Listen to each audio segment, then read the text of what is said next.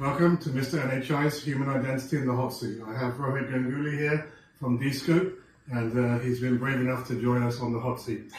All right, are you ready? Yeah, I'm ready. Let's do it. Okay, are orgs taking NHI risks seriously enough? No, they're not. Okay, and is IM for AI more important than AI for IM? I think so. Yes, I think IM for AI comes first, and then AI for IM. Okay, and does agentic AI security equal NHI security? They're related, but not entirely, so they're different. Okay, and do you think regulators are taking agentic AI agents seriously enough? No, they're about 6 months behind. 6? Okay, I think probably longer. Okay, are you a fan of vibe coding?